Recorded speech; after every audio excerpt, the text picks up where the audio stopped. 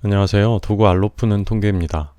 오늘은 R을 이용해서 정규분포 함수를 한번 그려보도록 하겠습니다. 먼저 평균과 표준편차를 설정을 해보겠습니다. 평균을 3이라고 입력하고요. 표준편차를 1이라고 입력을 하겠습니다. 그리고 여기 있는 값을 바꾸면 그래프가 자동으로 바뀌도록 코딩을 할 겁니다. 먼저 x값을 생성을 하겠습니다. x값은 시퀀스 함수를 이용할 거고요. 시퀀스 함수가 궁금하신 분들은 물음표와 시퀀스 함수를 입력을 하면 이 오른쪽에 설명이 뜹니다. 시퀀스 함수는 시작하는 숫자와 끝나는 숫자 그리고 간격을 입력하면 우리가 입력한 조건에 해당되는 수열을 생성을 해줍니다.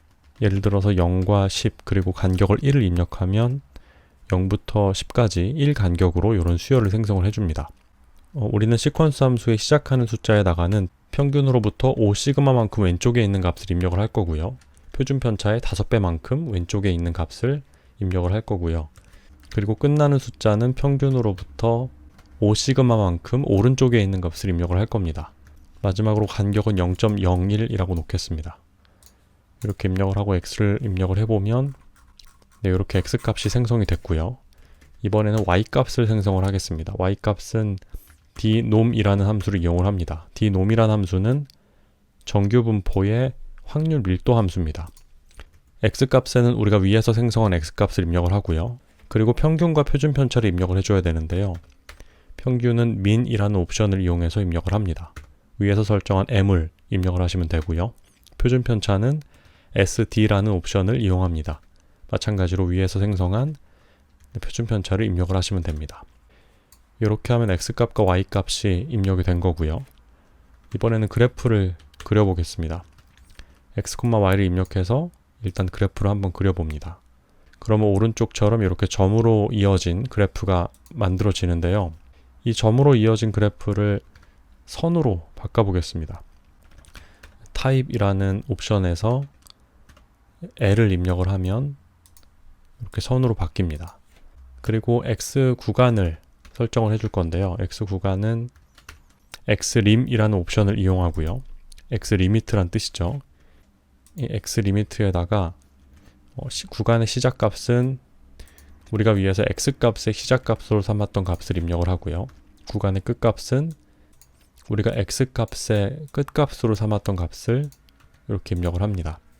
그리고 여기는 축 이름을 없애주겠습니다. ann이라는 옵션을 false로 해주시면 축 이름이 없어집니다.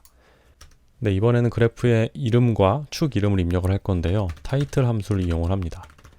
main이라는 옵션을 이용해서 그래프 이름을 입력을 하겠습니다. normal distribution이라고 입력을 하고요. 그럼 위에 이름이 생성이 되는데요. 이 크기를 좀 키워주겠습니다. cex.main이라는 옵션을 이용해서 크기를 약간 키워주고요. 그리고 x축의 이름은 xlab이라는 옵션을 이용을 합니다.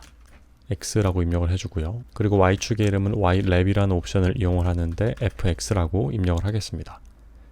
이렇게 입력을 하면 x축과 y축의 이름이 생성이 되고요. 마찬가지로 크기를 약간 키우겠습니다. cex.lab이라는 옵션을 이용해서 크기를 약간 키워줍니다. 이렇게 크기가 커졌고요.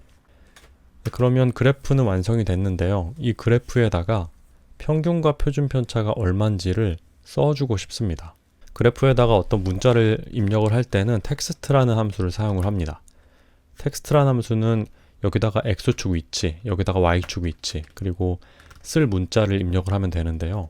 x축의 위치는 우리가 평균과 표준편차를 바꾸더라도 그 위치가 고정될 수 있는 곳을 입력을 하겠습니다.